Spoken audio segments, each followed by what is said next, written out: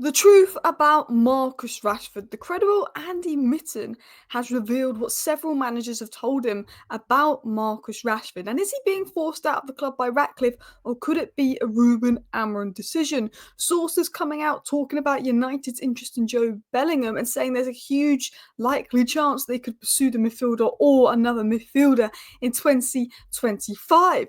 Delap to United. David Ornstein linked Manchester United to the striker, and if relegated, maybe United will make a move for him to be back up to Højlund. Nuno Mendes, what's the latest on that and the left wing-back situations? It feels like that's who United are going to move for in January. Fabrizio Romano gives a little bit of a transfer update, and then we've got some interesting updates in regards to Amorim's youth plans and why we haven't seen any of the youth stars yet, but what youth stars could we be seeing? Well, first of all, let's start with the story on Marcus Rashford from the reliable Andy Mitten. It was said every previous manager has had issues with Marcus Rashford. I've spoken to them, I know them, they've told me in confidence going back years and years, says Andy Mitten. Now, Andy Mitten isn't your normal BS merchant, because if this come from Luckhurst or Ogden or Neil Custis, I'd have said this is a load of BS. But Andy Mitten is actually quite a good and credible source of information. He works for The Athletic. Now, he's saying every previous manager has had an issue with Rashford. He didn't expand upon that, so that only leads to speculation and stuff. Now, if you want my opinion, do I think that when he says every previous manager, he could just be referring to Rangnick and Ten Hag? Yes. I don't think Ollie and Van Gaal had any issues with Marcus Rashford. I don't know about Mourinho, but he seemed to have an issue with everybody. Because Ollie Gunnar Solskjaer could only say good things about him. Van Gaal could only say good things about him. But I think, Rangnick, we know that it wasn't... We know that Ten Hag had to discipline him for that night out in Belfast, and we know it's not going well under Amorim. So I think he's probably referring to those three managers. I don't know if he'd be referring to Ollie, Jose, Van Gaal, but he's saying that every previous manager has had issues with Rashford, and they've told me in confidence going back years and years.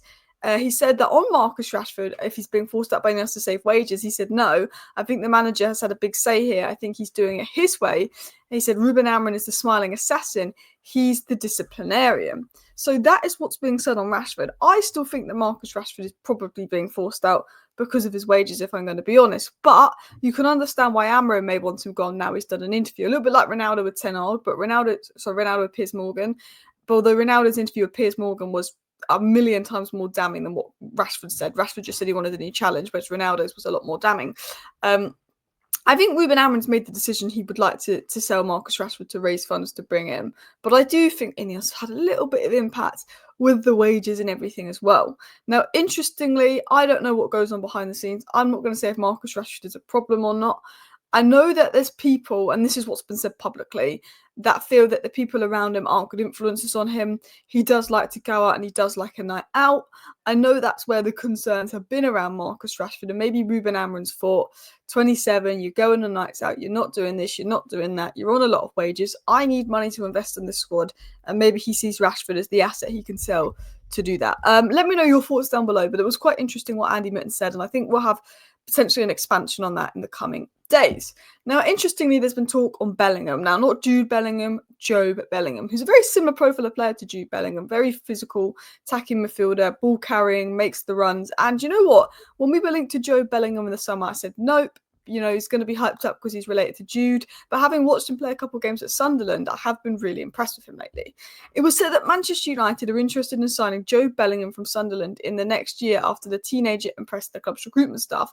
There's a huge chance that United will look to materialise the interest in Bellingham and look to sign a midfielder in 2025. Now, Sunderland are in a very special place because they've got Chris Rigg and Jobe Bellingham. They've got two of the most talented midfielders out there. They've actually got a really good team coming through. Now, I actually think that Jobe Bellingham is probably more suited to an Amorim 10 role than Chris Rigg would be to the pivot, and probably is more what we need, a powerful ball carrier. He's in that category of players like Morgan Rogers sort of type player where he's quite powerful at carrying the ball, would play as a 10, can run with it.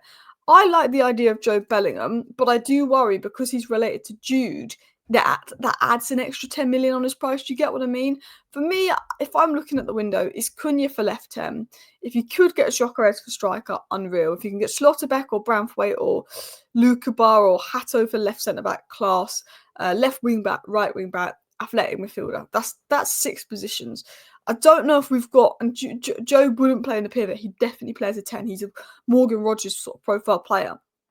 I'm open to United bringing in Jobe Bellingham, I am. But I want someone that's a bit more ready-made and a bit more proven in the Prem rather than someone for the future. I think that's what we need because we're pretty crap right now. And I think right now the priority for that left-hand role would be Cunha, not Jobe. But yeah, Jobe's really grown on me this year. He's been very impressive at Sunderland. Talking of another player that's impressed me this year, Liam Delap. Manchester United and Chelsea are watching Ipswich Town striker Liam Delap closely ahead of a possible transfer in summer. United are tracking Ipswich Town striker Liam Delap at Ornstein the previous month. Liam Delap has been very impressive at Ipswich this season, looks like a good player. My feeling on Liam Delap is this. If Ipswich go down, he could be available on a cut price. And if he's available on a cut price, we go for him if Ipswich goes down to give Højlund some support. I still think, because Højlund's young and raw and Delap's still young and raw, maybe a Gyökeres, an experienced striker, would be ideal. But to find a proper good experienced striker in the market for a good price is so difficult right now because the striker market's oomph. You know, if I'd love Isak, I'd love Gyökeres, but they're going to be 70, 80 million, whereas we might be able to get Delap for under 40 million. Maybe we go for someone like Samu, but I think Samu, John Duran, they're going to go up in price. We need someone that is definitely going to be able to rotate with Højlund. I don't think Xerxes that. I think he'll be more of a 10 in Amarin's system. So I'm open to the idea of Liam Delap, but only for the right price. I would rather INEOS look at maybe someone a bit more experienced for the striker role. Continuing on to the next story. Now, left wing back is the number one priority, and we're in a position where there's quite a few good left wing backs on the market. There's Ait-Nouri, there's Nuno Mendes, there's Dorgu, there's Kerkez. There's quite a few options out there. Alphonso Davies will be leaving on a free. Alvaro Fernandez is there to buy back if needed, but I think Nuno Mendes seems to be the first choice. I like Dorgu and Kerkez. They would be my top 3. And it was said that Nuno Mendes and United are ones to watch in the next few weeks. We know that Ruben Amorim has said to INEOS, I want you to get a left wing back sorted by mid-January, 2-week deadline. That is the priority. INEOS are looking at that. And because Nuno Mendes wants to leave PSG, Man United feel that maybe they could go in for an offer and actually not be held to ransom because PSG know that they're probably going to have to sell him because he won't sign a new contract. And maybe that way we'll actually be able to get Nuno Mendes for an affordable price. I like Nuno Mendes, attacking fullback. I think he would be a phenomenal signing. Only concern is injuries, but I said that about Mazraoui, and so far so good.